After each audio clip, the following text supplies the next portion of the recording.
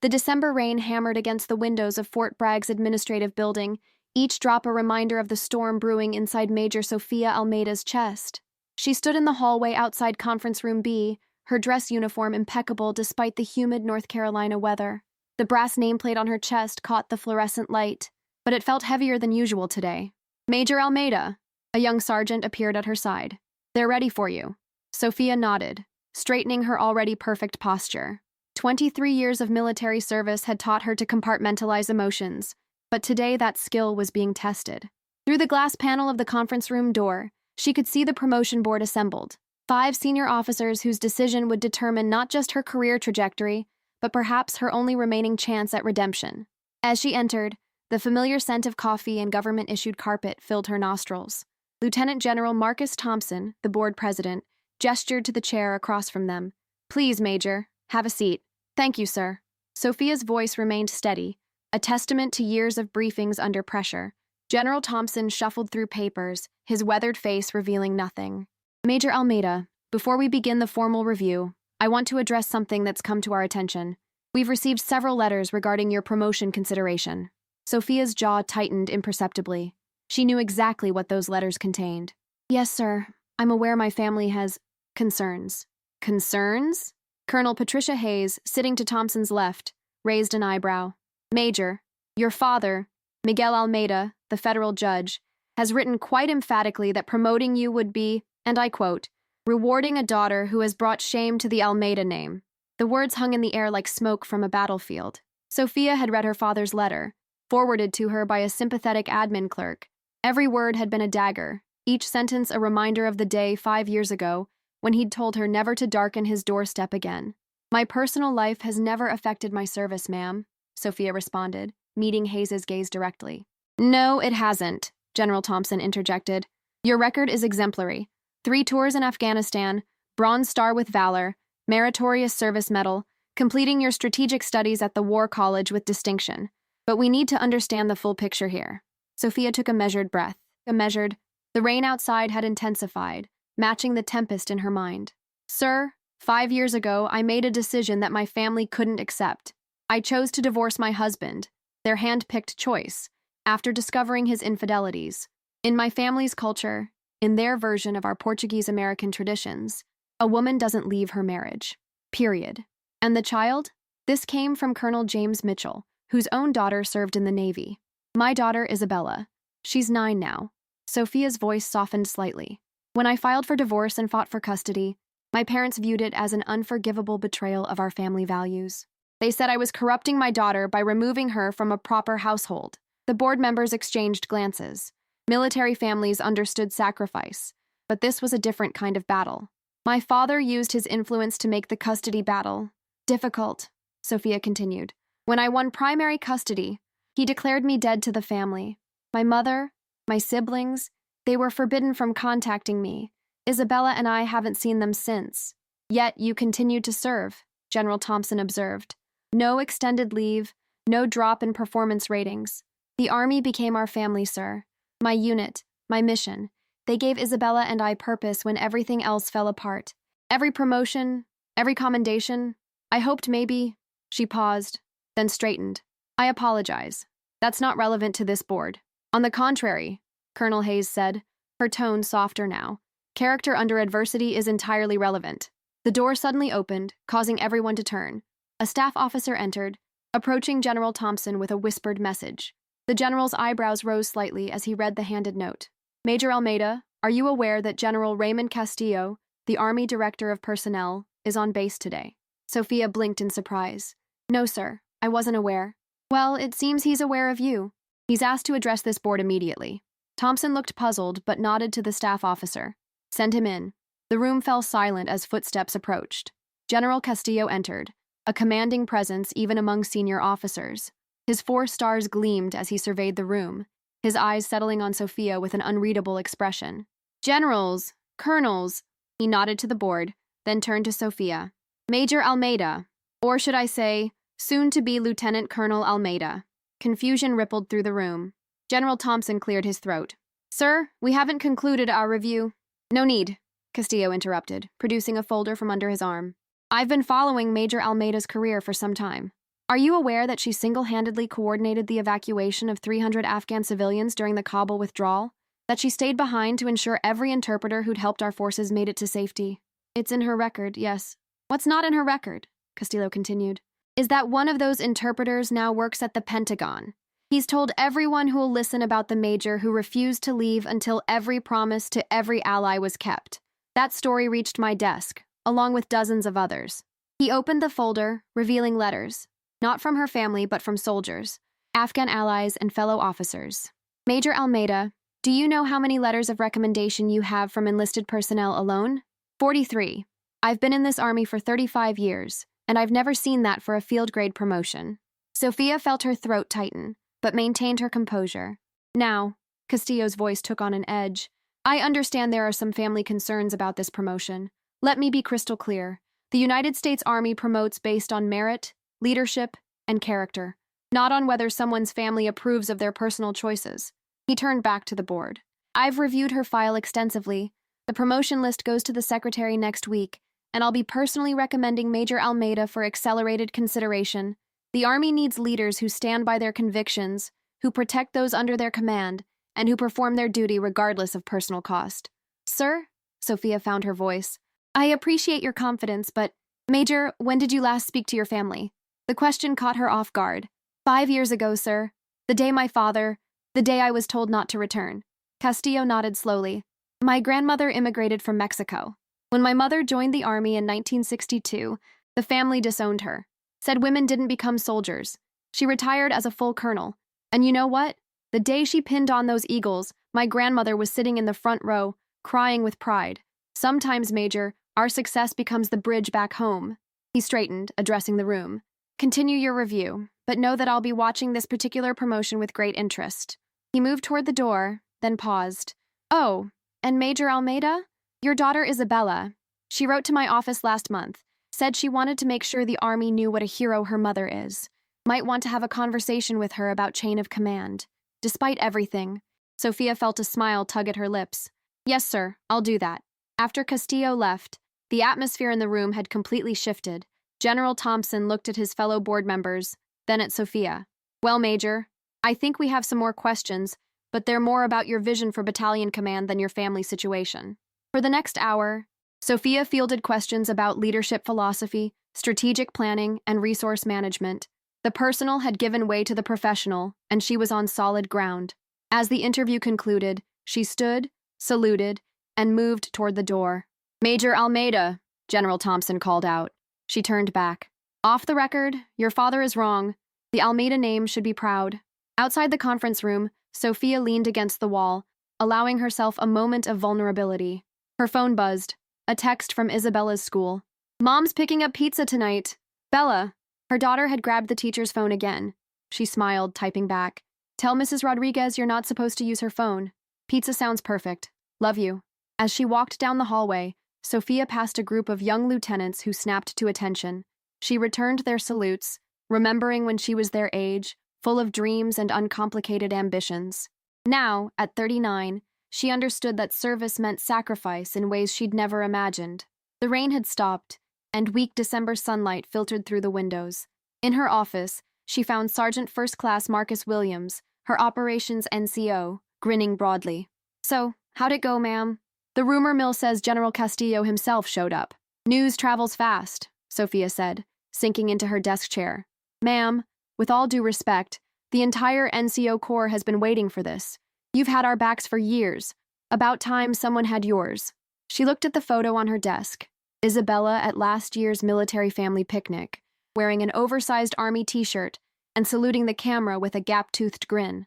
Next to it sat an older photo, carefully preserved despite everything. Her parents, siblings, and a younger Sophia at her commissioning ceremony. Her father's proud smile in that photo felt like it belonged to another lifetime. Williams, she said suddenly, what makes a family? The sergeant, used to his commander's occasional philosophical questions, considered carefully. The people who show up, ma'am. The ones who've got your six when everything goes sideways. Then I've got a pretty big family, don't I? Bigger than you know. Ma'am, bigger than you know. That evening, as Sophia drove home to her small off-base house, she thought about bridges, the ones we burn, the ones we build, and the ones that sometimes rebuild themselves in ways we never expect. The promotion board's decision would come soon, but General Castillo's intervention had already given her something more valuable than rank. Validation that the path she'd chosen, as painful as it had been, was the right one. Pulling into her driveway, she saw Isabella's face in the window, watching for her arrival as always. Tomorrow would bring new challenges, new missions. But tonight, she had pizza with her daughter, help with fourth-grade math homework, and probably another viewing of whatever movie Isabella was obsessed with this week. As she walked to the door, her phone rang.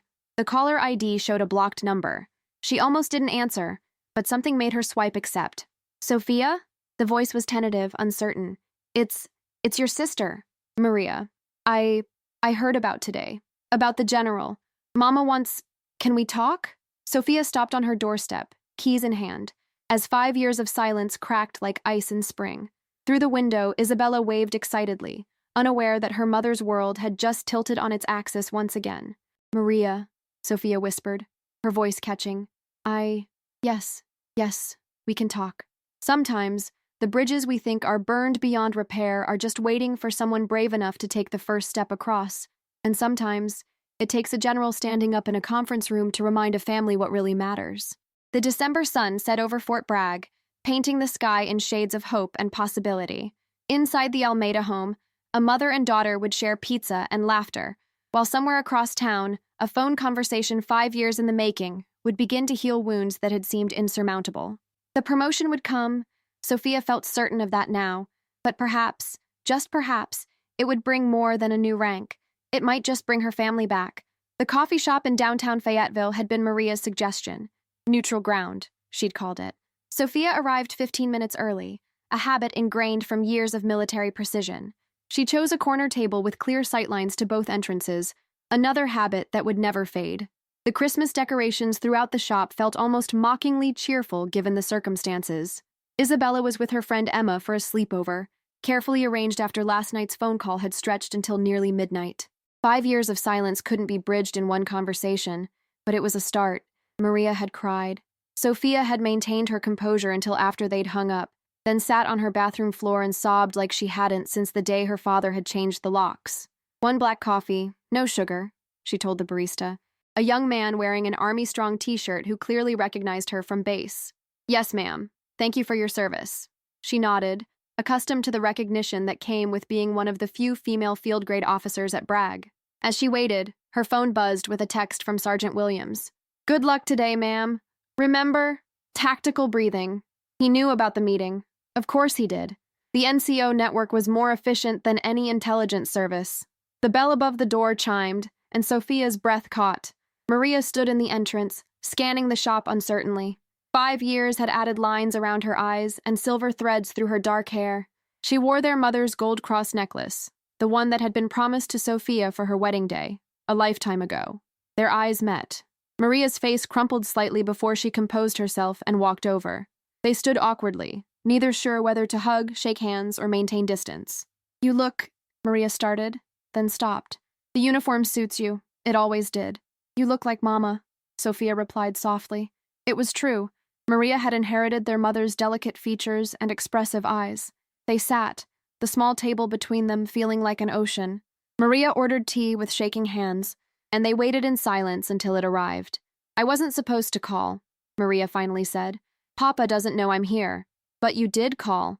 And you're here. The news travels, you know. In the Portuguese community, Mrs. Tavares from the church.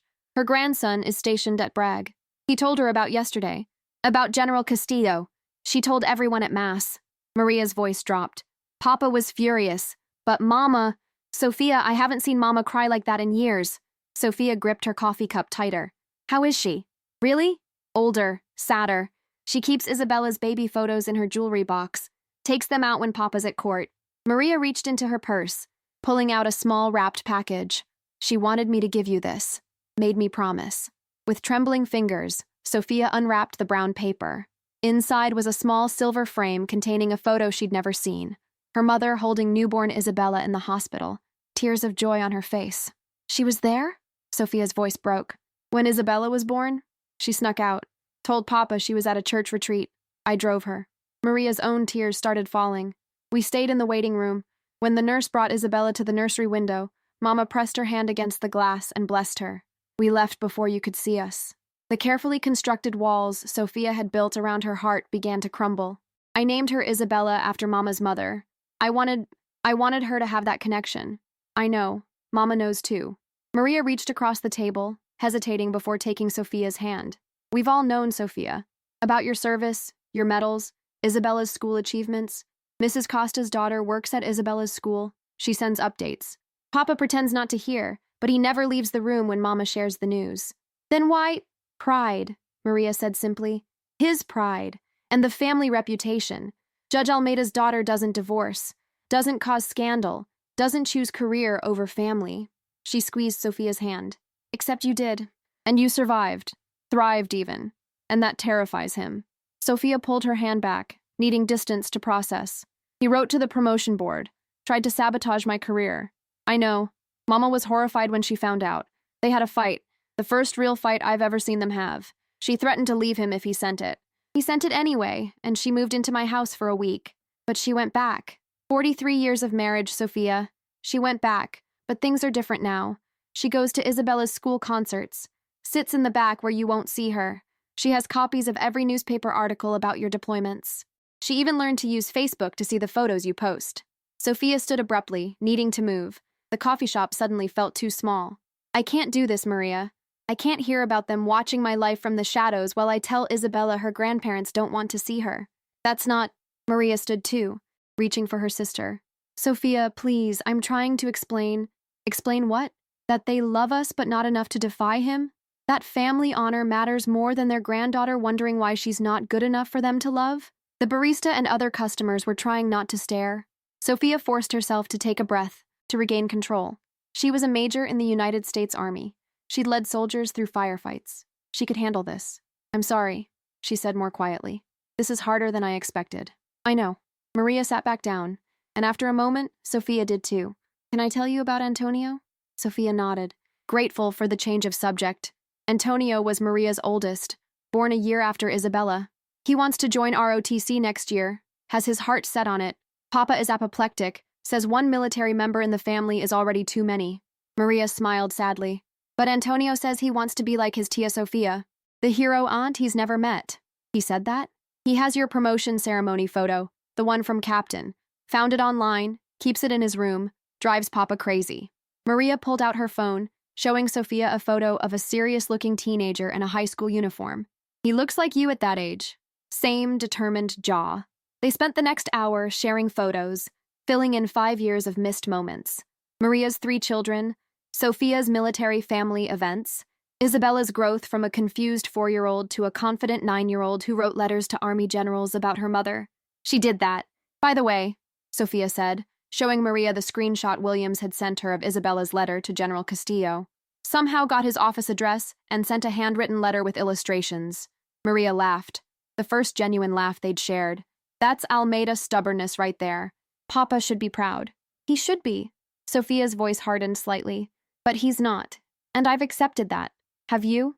Maria studied her sister's face. Because the Sophia I knew never accepted defeat. Not when you were 12 and decided to run for class president against all the boys. Not when you were 17 and fought to get into West Point. Not when you were 25 and divorced Roberto, despite everyone telling me to stay quiet and endure? Sophia finished. Yes, that Sophia still exists. She just learned to pick her battles. Is this a battle worth picking? Sophia considered the question. Outside, Fort Bragg traffic hummed past, a constant reminder of the life she'd built without her family. I don't know anymore. For 5 years, I've told myself I don't need them, that Isabella and I are better off without the conditional love and old-world expectations.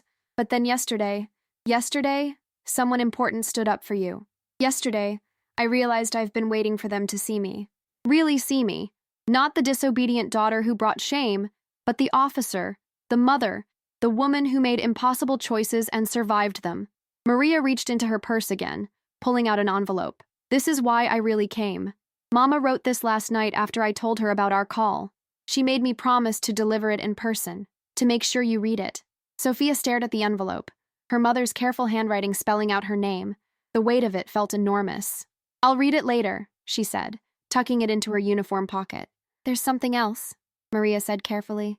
The family is having our Christmas Eve dinner next week, same as always. 7 fishes, midnight mass. Mama wants, she's hoping. No. The response was automatic, protective. I won't expose Isabella to rejection. If Papa, he'll be at the courthouse until late, some emergency hearing. He won't be there until after 9. Maria leaned forward urgently. Sophia, Mama is 73. She's never met her granddaughter properly, and Isabella deserves to know her family even if it's complicated. It's not complicated, it's toxic. It's both. Families are both. Maria's voice grew firm. You've spent 5 years protecting Isabella from pain, but maybe you're also protecting her from love. Imperfect, messy, complicated love, but love nonetheless. Sophia's phone buzzed. A photo from Emma's mother of Isabella and Emma decorating cookies, flower in their hair and joy on their faces. Her daughter, resilient and happy despite everything. Or perhaps because of everything. I need to think about it, Sophia said finally. That's all I ask. Just think about it. Maria stood, gathering her things. I should go. Paulo thinks I'm Christmas shopping. They walked to the door together, stopping outside in the December afternoon sun. This time Maria didn't hesitate. She pulled Sophia into a fierce hug. I've missed you, she whispered. We all have, even if some of us can't say it. Sophia returned the embrace, breathing in her sister's familiar perfume, the same one their mother wore. I've missed you too. As Maria walked away, she turned back. Sophia? That general yesterday? Castillo? His grandmother eventually came to his mother's promotion ceremony. Just remember that. Alone in her car, Sophia finally opened her mother's letter. The Portuguese endearments jumped off the page, words she hadn't heard in 5 years. As she read, tears fell onto the paper, blurring the ink. My dearest daughter, it began. I have been a coward, a mother who chose silence over her child, tradition over truth. I tell myself I stayed to hold the family together, but perhaps I was simply afraid. You were never afraid, my brave Sophia. Even as a little girl, you faced the world with shoulders back and chin high. I see that same courage in the photos of Isabella that I collect like treasures. The letter continued for 2 pages. Years of unspoken words pouring out. Apologies, explanations, and most of all, love. Raw and honest and asking for nothing in return. Sophia's phone rang, interrupting her tears. General Thompson's name appeared on the screen. Major Almeida? I wanted to call personally. The board voted unanimously. The list goes forward next week, but I wanted you to hear it from me first. Congratulations, Lieutenant Colonel-Select Almeida. She managed to thank him, to maintain professional composure until the call ended. Then she sat in her car in a coffee shop parking lot, holding her mother's letter and her new rank, both arriving on the same day, both changing everything and nothing all at once. That evening, after picking up Isabella and hearing about her cookie decorating adventures, Sophia found herself standing in front of her home office computer. The cursor blinked in the empty email draft. Maria's contact information already filled in. What are you doing, Mom? Isabella appeared in the doorway, already in her pajamas, writing an email to your tia Maria. Isabella's eyes widened. My aunt? The one from the photos? Yes, baby, that one. Are we going to see her? Sophia turned from the computer, studying her daughter's hopeful face. Would you like to? I'd like to have a family, Isabella said simply. Emma has grandparents and cousins, and everyone comes to her school plays. We just have us. We have our army family too. Williams and Jackson and... I know, and I love them. But it's not the same. Isabella climbed into Sophia's lap, something she rarely did anymore. Mom, why did they stop loving us? The question Sophia had dreaded for 5 years. She held her daughter close, choosing her words carefully. They never stopped loving us, Bella. Sometimes adults make things complicated. They let pride and rules get in the way of what matters. But love doesn't just disappear. It waits. Like you waited for your promotion? Sophia smiled despite herself. Something like that. Then maybe they've waited long enough, Isabella said with 9-year-old wisdom. Maybe we all have. Later, after Isabella was asleep, Sophia returned to the computer. The email to Maria was simple. Christmas Eve, but we leave if there's any drama. And Isabella's safety, emotional and physical, comes first. She hit send before she could change her mind, then walked to her bedroom window. Somewhere across the city, her parents' house stood, the home where she'd grown up, where her commissioning photos had once held a place of honor on the mantle.